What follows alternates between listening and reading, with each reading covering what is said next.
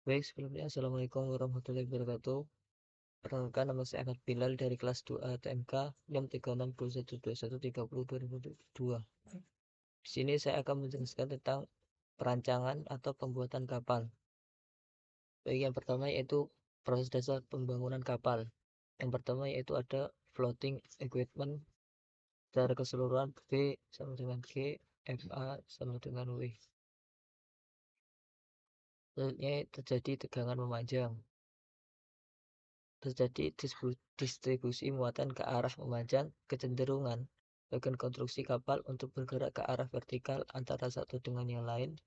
Tapi karena kapal adalah konstruksi kaku secara keseluruhan, maka timbul tegangan memanjang. Selanjutnya yaitu ada saat eksploitasi beroperasi kapal ada pada gelombang, di mana gelombang-gelombang ini merupakan tumpuan pada kapal. Gelombang sehingga mengalami tarik dan tekan. Terusnya selanjutnya itu longitudinal bending moment. Pada dasarnya momen tegangan memanjang kepala merupakan struktur kapal secara keseluruhan.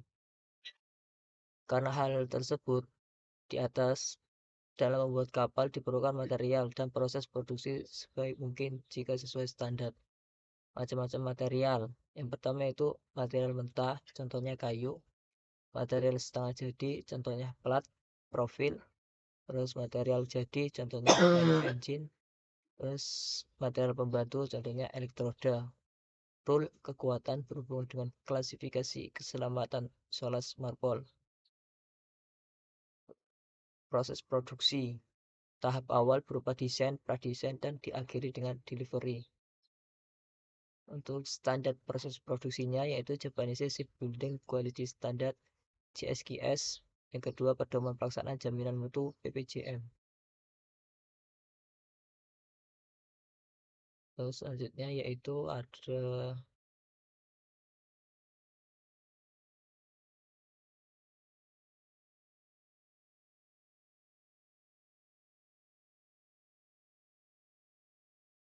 fungsi marketing.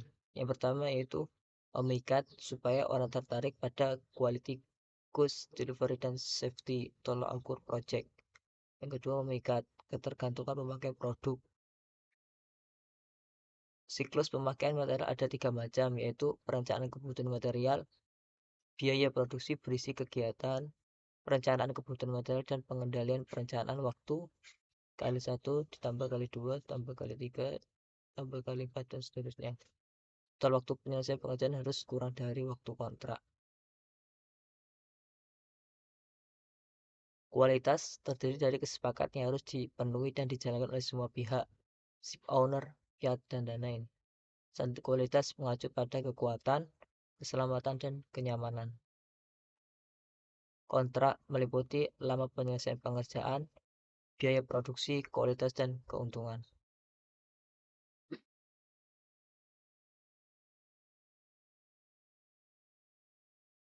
Terus selanjutnya itu ada sifat-sifat kapal.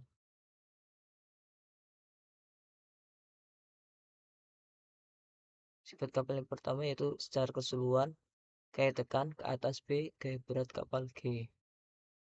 Secara parsial, delta B tidak sama dengan delta G karena kapal bukan benda homogen. Terus selanjutnya itu kontrak pembangunan kapal. Mencakup 3 hal penting yaitu lama penyelesaian pekerjaan dihitung dalam hari kerja, biaya produksi, harga kapal, kualitas, baik kualitas material dan proses produksi. Biaya produksi dihitung berdasarkan jam orang. Biaya produksi itu dibagi menjadi 2, yaitu biaya langsung dan biaya tak langsung. Biaya material langsung, material pokok, material bantu. Material tak langsung, tenaga kerja tak langsung, biaya lain-lain. Untuk lama pengerjaan lebih cepat dari perencanaan, maka keuntungan dapat digunakan untuk kontinuitas produksi. Maka dari itu diusahakan lama pengerjaan lebih cepat atau paling tidak sama dengan perencanaan. Proses produksi kapal dibagi 5 tahap, di mana setiap tahapnya harus diperhitungkan secara matang agar dapat mengestimasi perencanaan waktu baik untuk setiap bagian produksi ataupun keseluruhan proses produksi. Dalam mengestimasi waktu, hal-hal yang harus diperhatikan adalah yang pertama, standar kerja yang digunakan. Standar kerja berfungsi untuk menyamakan persepsi dan menjadi jaminan kualitas dan dari hasil yang didapat.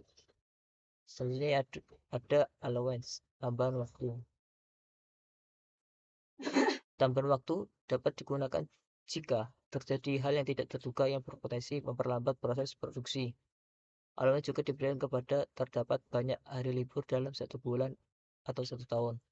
Kondisi pada waktu proses produksi. Kualitas. Kualitas yang dimaksud adalah kualitas material dan proses produksi berdasarkan standar yang sudah baku dan dapat dipertanggungjawabkan, misalnya CSGS dan PPDM. Selanjutnya yaitu metode pembentukan badan kapal dan metode pembangunan kapal. Metode pembentukan badan kapal merupakan bagian dari metode pembangunan kapal. Dalam membangun kapal, aspek berat sangat diperhatikan, di mana terdapat kesetimbangan dalam hal berat displacement. Displacement sebagai gaya berat harus sama dengan displacement sebagai gaya angkat. Adapun rumus untuk displacement adalah sebagai berikut.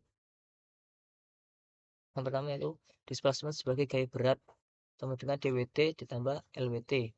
Displacement sebagai gaya angkat sama dengan L dikali B dikali T dikali CV dikali P. dWt ditambah Lwt sama dengan L dikali B dikali T dikali CV dikali P. Lwt sama dengan berat baja tambah machinery dan peralatan dan perlengkapan. Metode pembentukan badan kapal. Pengertian dari metode pembentukan kapal adalah yang pertama, cara membentuk badan kapal. Yang kedua, dilakukan di building berth. 3, sekurang-kurangnya hingga geladak menerus ke atas. Selanjutnya akan dibahas dari komponen metode pembentukan badan kapal. Yang pertama, dasar penelitian. Kapal merupakan benda dengan dimensi ruang X, Y, Z sehingga dapat dibentuk dengan 3 cara. Pertama, dimensi bidang, metode section, dimensi gabungan bidang, metode semi-blok, dimensi ruang, metode blok. Bagian-bagian dari kapal tersebut dibuat di bengkel produksi kemudian dibawa ke assembly karena untuk dilakukan pengelasan selanjutnya digabung di building berth. Arah pembentukan badan kapal. Adapun metode pembentukan badan kapal ada 3 macam. Yang pertama yaitu metode layer. Kapal dibagi secara berlapis-lapis. Dengan kata lain, blok kapal dibagi berdasarkan tingginya dan digabung ke atas. Selanjutnya metode potongan tegak, section assembly. Kapal dibagi secara vertikal. Dengan kata lain, blok kapal dibagi berdasarkan panjangnya dan digabung ke samping. 3. Metode piramida gabungan. Pada galangan di Indonesia, kebanyakan memakai metode layer atau section assembly. Karena untuk menggunakan metode piramida, kapasitas galangan Indonesia belum memadai. Selanjutnya yaitu beban pekerjaan di building berth.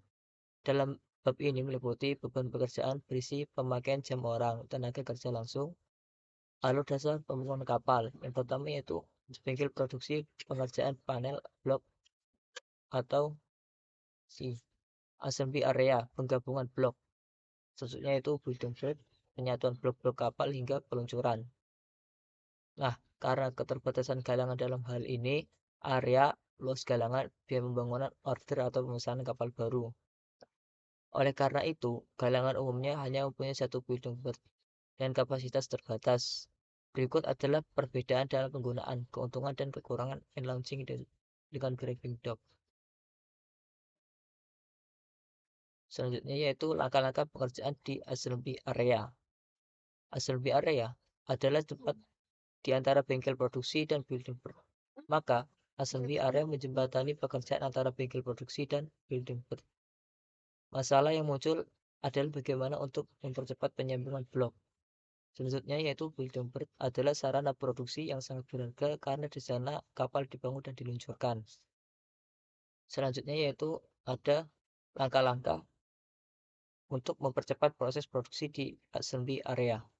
Yang pertama yaitu mengurangi waktu loading. pergerakan kren dari assembly area ke building dengan cara memperbesar ukuran blok disesuaikan dengan kapasitas kren. Selain itu, waktu penggabungan atau pengelasan di building bird terjadi lebih cepat.